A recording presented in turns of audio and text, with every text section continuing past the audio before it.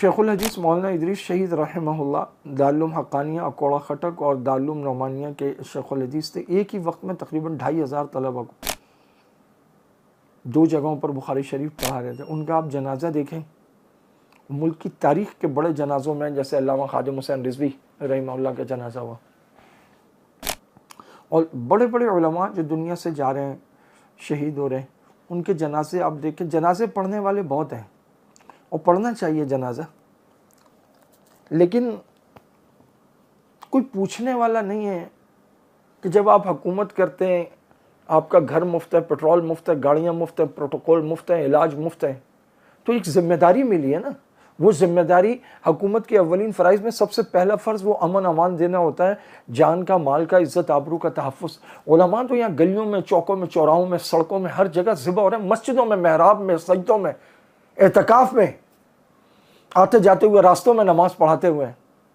اگر پاکستانی فوج اور فورسز پہ حملہ ہوتا ہے اور دہشت گرد کارروائیاں کرتے ہیں, فوجی جوان شہید ہوتے ہیں, فورسز والے شہید ہوتے ہیں, تو اس کے جواب میں پھر خبریں آتی ہیں کہ اتنے خوارج مارے گئے, اتنے دہشت گرد مارے گئے, ان کے ٹھکانوں پہ حملہ ہوا, ان کے ساتھ لڑائی. یہ علماء ہی لاوارث رہ گئے, ان کا نہ کوئی قاتل آج تک پکڑا گیا ہے, نہ کوئی پوچھنے والا ہے. ایک ایک گھر میں کئی کئی جنازے اٹھے ہوئے ہیں. مولانا شیخ ادریس صاحب خود عالم تھے, آپ کے والد عالم تھے, آپ کے دادا عالم تھے, آپ کے پردادا شمس الحق افغانی کے بھی استاد تھے, اور ادھر وہ شہید میں, ادھر ان کے بیٹے, ان کے جو ایک جید مدرس ہیں, ان کی مسند حدیث پر جلوہ افروز ہوئے اور انہوں نے پڑھانا شروع. پورے علمی لوگ اور پورا ملک, سابق ایم پی اے رہے, اور پچھلے دنوں انہوں نے بیان دیا اور جنرل عاصم منیر کو سراہا کہ جو انہوں نے ثالثی کی اور خطے کو جنگ سے بچانے کی کوشش کی, اور ہے بھی قابل قدر بات. لیکن کب تک اور کتنا؟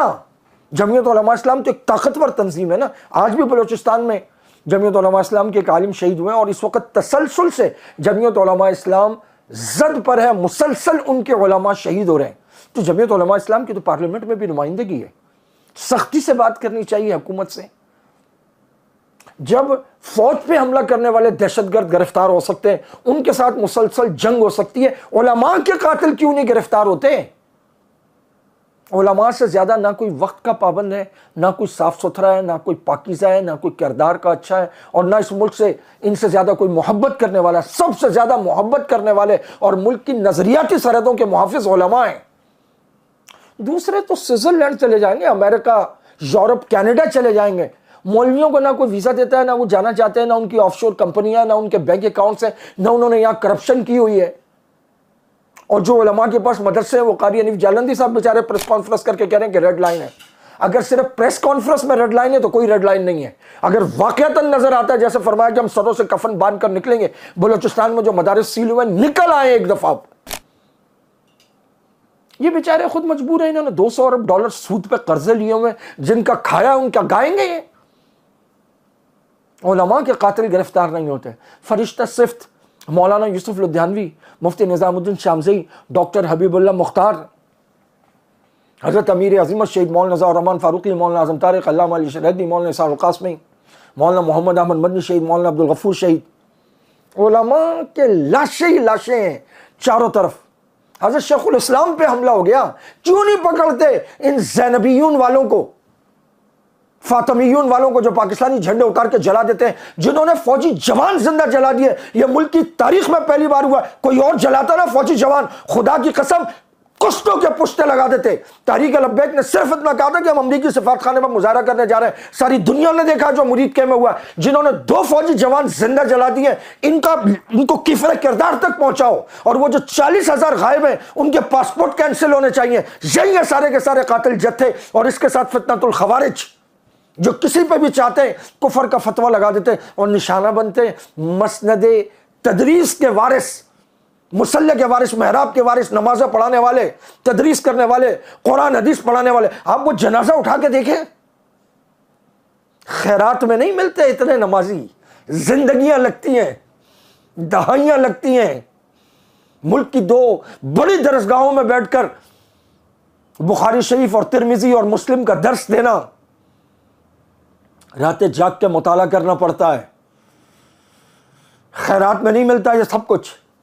اور ایک آدمی آتا ہے, 2 آتے ہیں, دن دہاڑے چوک پہ تو حکومت کے اولین فرائض میں ہے نا کہ وہ امن امان فراہم کرے. اگر حکومت امن امان فراہم نہیں کر سکتی تو حکومت تھوڑی ہے, پھر تو تسلط ہے, پھر تو قبضہ ہے, بدماشی ہے سراسر.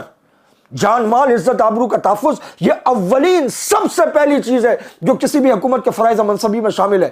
ساری دنیا کے قاتل گرفتار ہوتے ہیں, ان سے جنگ ہوتی ہے, نہیں ہوتے تو علماء کے نہیں ہوتے. پولیس کا کل ملا کے کام رہ گیا, وہ کہتا ہے جی 5 حملہ آور تھے, اتنے فاصلے سے فلاں پسٹل سے گولی ماری گئی, مقتول کی یہ عمر ہے. اور قربان جاؤں, خامنائی ایران میں اس کا جنازہ آج تک نہیں ہوا, آپ یقین سے کچھ نہیں کہہ سکتے, لیکن خامنائی جو ایران کے پیشوا, مذہبی رہنما, supreme leader, what ever was he ہم, مطلب اس کے لیے لکھا شہید. اور شیخ الحدیث مولانا ادریس کے لیے لکھا جا رہا ہے, میڈیا میں آ رہا ہے جاں بحق.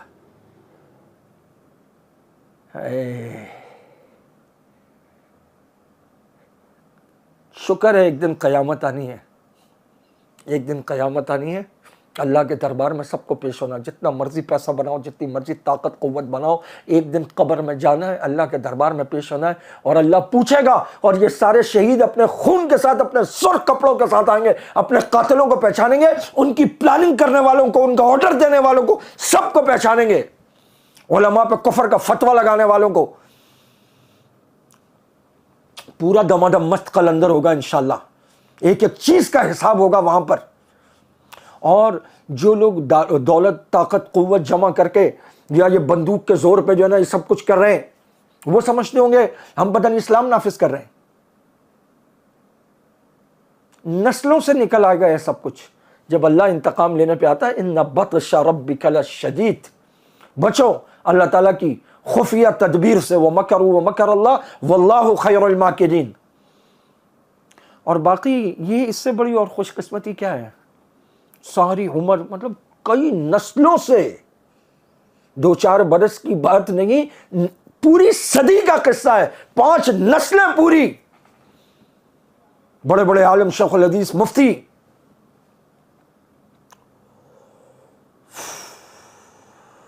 اس دنیا میں ہو جائے تو ملک کے لیے, ملت کے لیے, سب کے لیے اچھا ہے, ورنہ اس دنیا میں تو ہو نہیں ہونا. فَمَن يَعْمَلْ مِثْقَالَ ذَرَّةٍ خَيْرًا يَرَهُ وَمَن يَعْمَلْ مِثْقَالَ ذَرَّةٍ شَرًّا يَرَهُ.